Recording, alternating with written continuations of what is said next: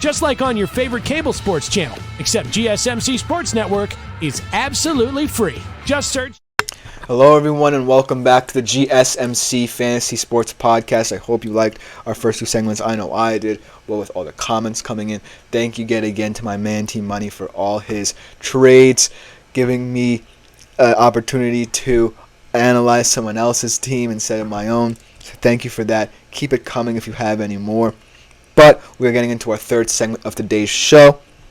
We're going to be talking about QB tiers. It's been the big thing right now in terms of how to decipher the QB market.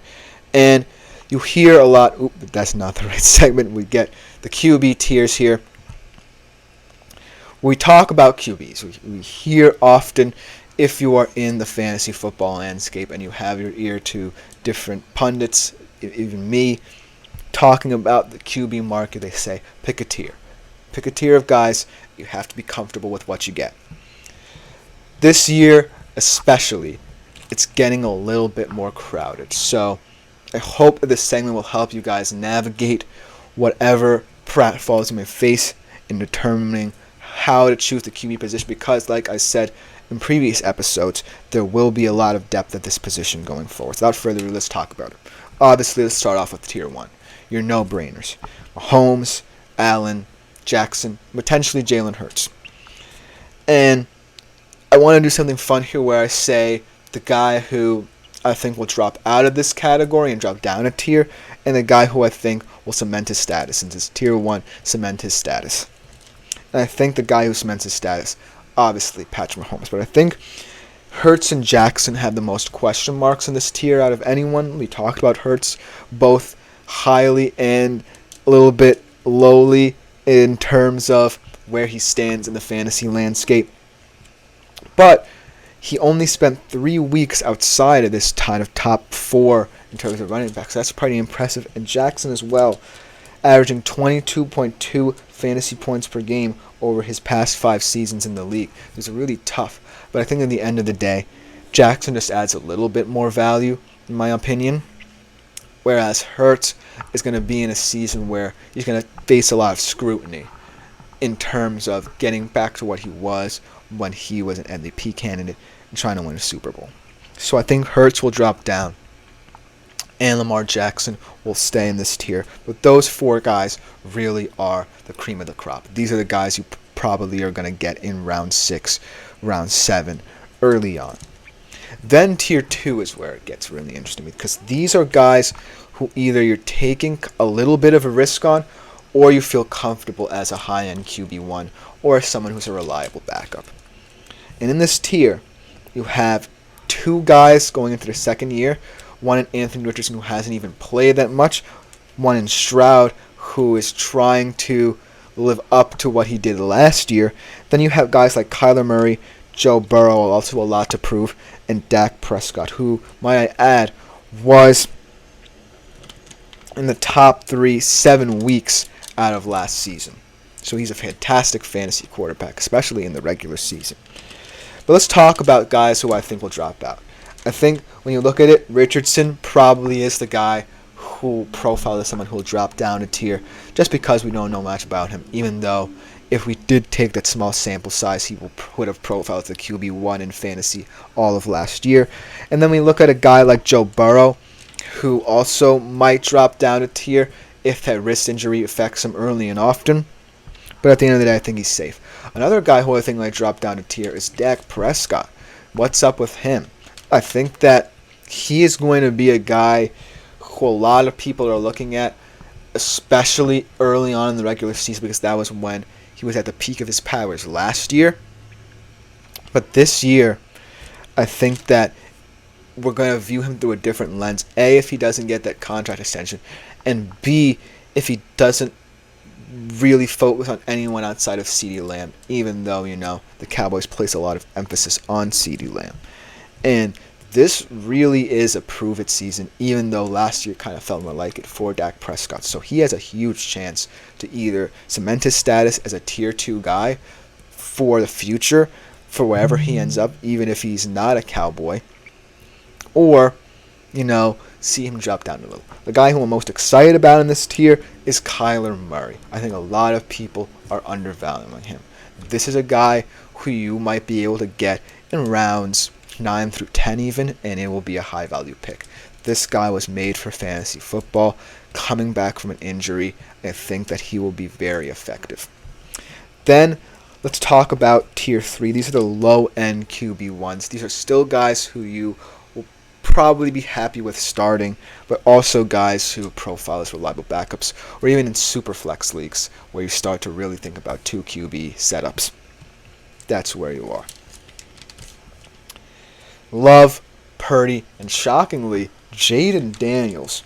Love was a top 10 QB last year, so out of all of these guys, he profiles as someone but I still want to see more than one season out of him, even though, he was second in touchdown passing only to Dak. And then Brock Purdy, what can we say about him? A system QB. He's not that exciting, right? But he is someone who just profiles as a steady presence at the QB position. He's not the most sexy of picks, let's be real, but he is someone. I have him on my fantasy team, and I hope for the best for him because I want him to do well for my fantasy sake. But at the end of the day, he's just someone who's a safe pair of hands. And then Jaden Daniels, this is a weird one. I think that he has the opportunity to either rise up or drastically go down this list of tiers here, because I would have thought Caleb Williams would be considered the rookie out of anyone in this class to be in this third tier. But right now, you have Jaden Daniels, who, while he definitely has a sneaky good group of weapons, he has Terry McLaurin, Jahan Dotson, Austin Eckler, and Brian Robinson Jr. in that backfield. I really think that he still has a point to prove. And Dan Quinn is more of a defensive-minded coach, so we're going to have to see how that all works out. And then you have Aaron Rodgers as well in this tier. I don't think he deserves to be in this tier.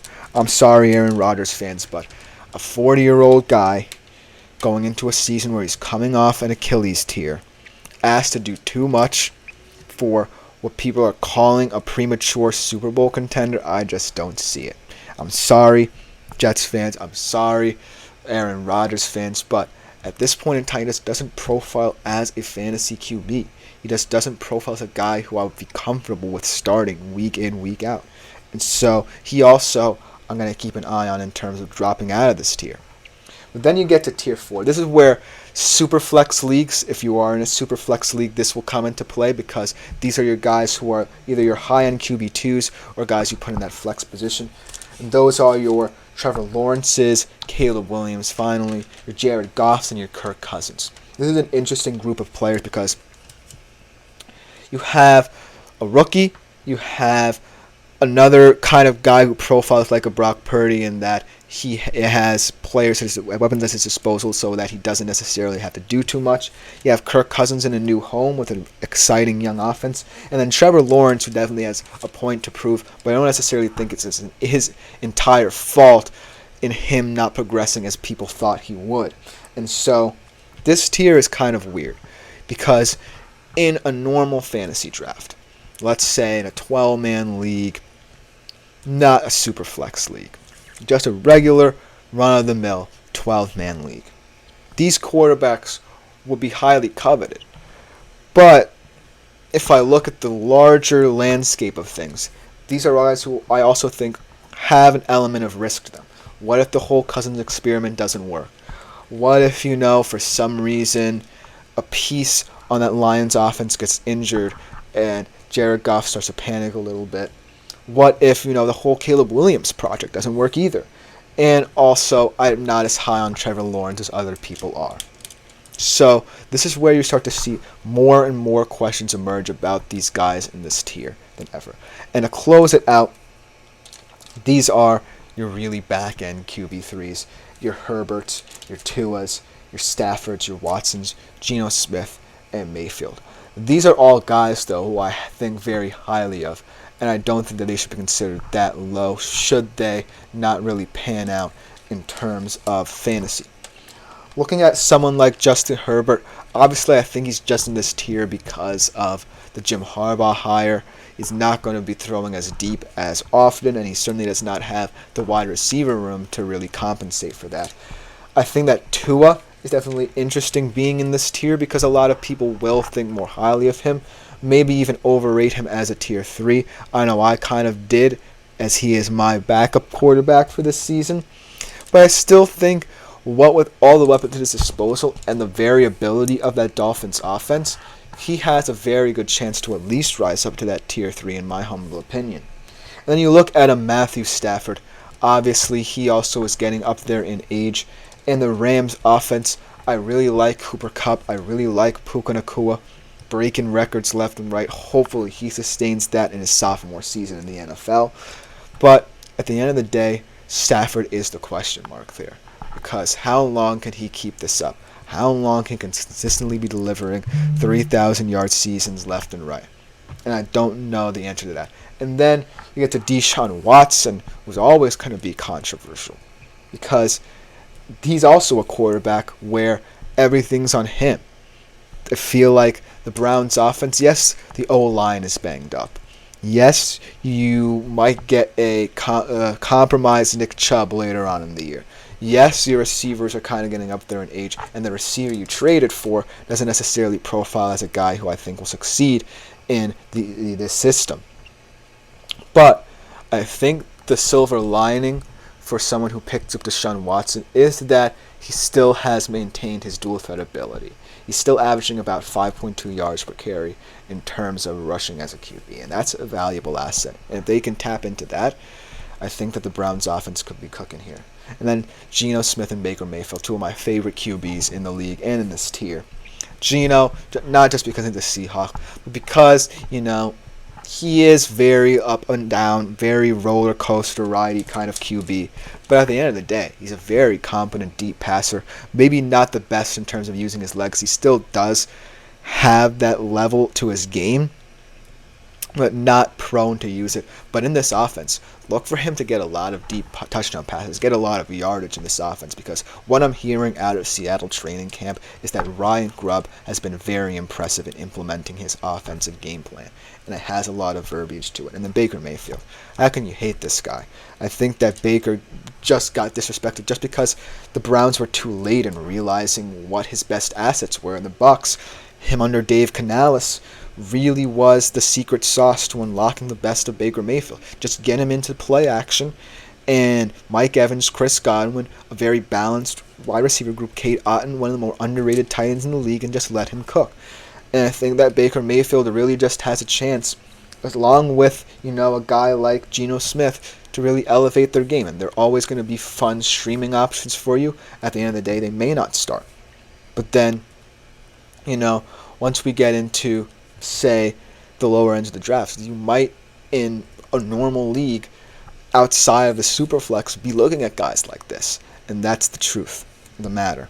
But overall, let me know what you think of the comments about these QB tiers and whatever draft you are in and how you will think about them in the future. But we will be taking a quick break right now. Coming next, we talk about the running back position in terms of their tiers. We will be right back after the break.